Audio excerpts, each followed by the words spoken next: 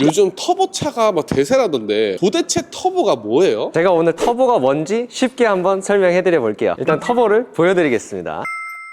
여기 보이시는 게 자동차에 들어가는 실제 터보인데요. 터보의 역할은 자동차 엔진이 회전을 할 때 공기가 들어와야 되는데요. 그 공기를 조금 더 빠르게 밀어 넣어줄 수 있는 부품이라고 생각해 주시면 돼요. 이게 산소호흡기랑 비슷한 건데요. 사람도 숨을 쉬기가 힘들 때 공기를 더 밀어 넣어주는 게 산소호흡기잖아요. 터보도 그 역할과 비슷합니다. 터보가 작동하는 방식을 말씀드리자면요. 엔진이 흡입 공기를 빨아들여서 배출가스 쪽으로 쭉 나가는 힘을 이용해서 이쪽에 있는 프로펠러를 돌려줍니다. 엔진에서 배기로 나가는 게 공기가 이쪽으로 들어간다는 거죠. 그리고 이제 나가면서 프로펠러가 있어요. 네, 이 프로펠러를 돌려주는 거예요. 그게 돌아가면 공기가 갑자기 빨라져요? 반대쪽에도 똑같은 프로펠러가 있습니다. 요거를 같이 돌려주는 거예요. 이렇게 양방향으로 프로펠러가 같이 돌아가는 거죠. 아, 여기가 프로펠러가 돌면서 여기 프로펠러도 같이 돌게 된다. 그럼 이쪽은 나가는 공기, 이쪽은 들어오는 공기랑 연결되어 있는데요. 나가는 힘으로 흡입하는 공기 프로펠러를 돌려서 더 빠르게 밀어 넣어준다고 보시면 됩니다. 터보의 기본적인 원리는 이렇게 작동한다고 보시면 됩니다. 터보는 수리비가 비싸다던데 맞아요? 네, 수리비가 상당히 비싸죠. 이쪽에 보이는 프로펠러를 임펠러라고 하는데 밸런스가 조금 맞지 않거나 열 관리를 못해서 굳어버린다면 바로 교체를 해줘야 되는데요. 지금은 탈거되어 있어서 돌아가는 게 눈으로 보일 정도지만 엄청나게 빠르게 돌아줘야 되는 부품이라서 정교하게 만들기 때문에 부품 단가가 엄청나게 비쌉니다. 근데 혹시 무거워요? 7kg 정도는 되는 것 같은데요? 아, 근데 이제 한 손으로 계속 이렇게 들고 있으려면 힘들죠.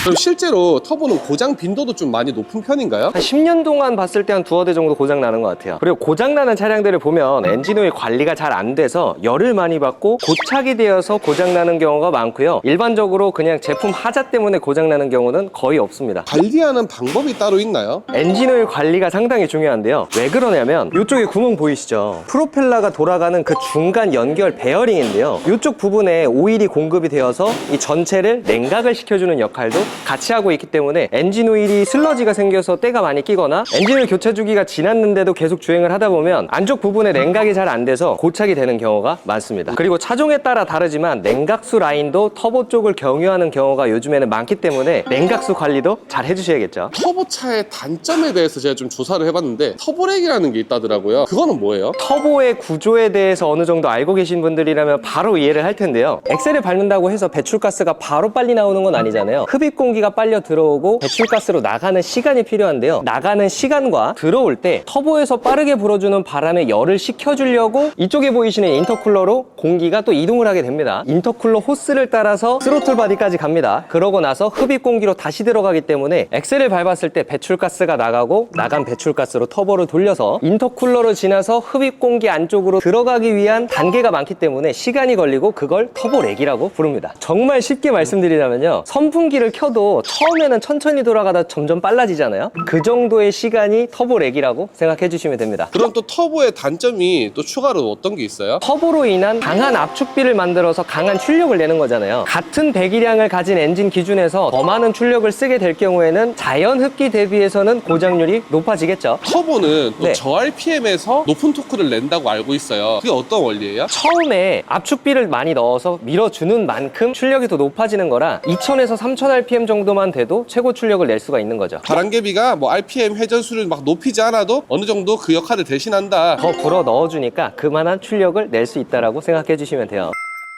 터보차는 다 고급류를 넣어줘야 되는 거예요? 무조건이라고는 말씀드리긴 좀 애매하지만 넣어주면 좋죠. 일반적인 저희 소나타 1.6 터보랑 2.0 자연흡기가 있잖아요. 소나타 같은 평범한 중형 세단에 1.6 터보 고출력을 내지 않는 그냥 평범한 세단 같은 경우에는 아무리 터보차라고 하더라도 고급류를 뭐 권장은 하긴 하지만 넣지 않으셔도 된다 이렇게 말씀드리고 있는 편이고요. 일반적인 터보 차량들에 왜 고급류를 권장하냐면요. 자연흡기보다 더 높은 압축비를 가지고 있어서 공기가 많이 압축이 되어 있잖아요. 근데 여기서 노킹, 불완전 연소가 일어나게 되면 엔진에 대한 손상률이 더 높아질 수밖에 없기 때문에 고급류를 권장을 드리기도 하고요. 정확한 점화 시점을 위해서는 고급류 사용을 항상 권장드리고 있습니다. 디젤 차들 있잖아요. 네. 얘네들은 다 터보가 들어가는 거예요? 물론 완전 옛날에는 들어가진 않았지만 요즘에 나오는 디젤 차량들은 100%에 가깝게 터보가 다 들어간다고 보시면 돼요. 왜 그러냐면 디젤은 엔진의 연소 방식이 압축 착화 방식이라서 그런데요. 가솔린 먼저 말씀드리면 엔진 안쪽에 연료랑 터보랑 공기가 들어가면 라이터 불꽃이 스파크를 일으키는 것처럼 점화 플러그가 스파크를 일으켜줘서 점화시키는 방식이라고 보시면 되고요. 디젤 엔진 압축 척화 방식은 고온 고압의 압력에 의해서 착화하는 방식으로 폭발하는 방식이라고 보시면 됩니다. 점화 플러그가 그럼 따로 없어요? 예열 플러그는 있지만 말 그대로 예열만 도와주고 빠지는 플러그고요. 라이터처럼 점화 방식으로 불을 붙여주는 게 아니라요. 압력으로 인해서 불이 붙는다고 생각해 주시면 돼요. 이렇게 디젤은 흡입 공기의 압력이 중요한 엔진 구동 방식이다 보니까 터보가 필수적으로 들어가는 거죠. 그럼 디젤 차에 들어가는 터보랑 가솔린 차에 들어가는 터보는 동일한 거네요? 구조는 거의 똑같다라고 봐도 무방할 것 같아요. 하지만 디젤은 뒤에는 DPF, 앞에는 EGR 이런 식으로 배기가스 저감 장치들이 많이 붙어 있기 때문에 구조상으로는 조금 더 복잡해 보인다라고 생각해 주시면 되고요. 이건 또 번외인데 스포츠카들이 터보로 바뀌면서 감성이 좀 떨어졌다 이런 얘기가 있더라고요. 터보가 들어가면 배기 소리가 안 좋아지는 거예요? 터보가 들어가게 되면 다운사이징을 하죠. 엔진 배기량을 많이 낮추면서 가져가기 때문에 엔진 배기량에 따른 엔진음, 기본음이 바뀔 수밖에 없기도 하고요. 터보가 들어가면 압축비나 폭발음도 많이 달라지니까 조금 더 까랑까랑한 소리로 바뀌는 거죠.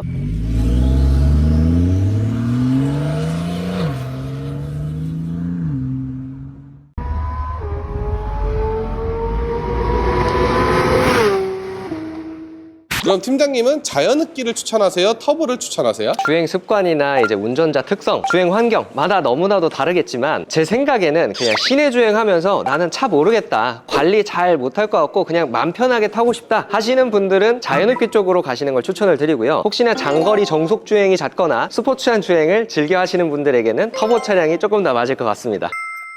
오늘은 이렇게 터보에 대해서 한번 알아봤고요. 앞으로도 여러분들의 궁금증을 해결해드릴 정비딜러 영범이가 되겠습니다. 오늘 영상도 유익하셨다면 좋아요랑 구독, 알람 설정 부탁드리겠습니다. 감사합니다.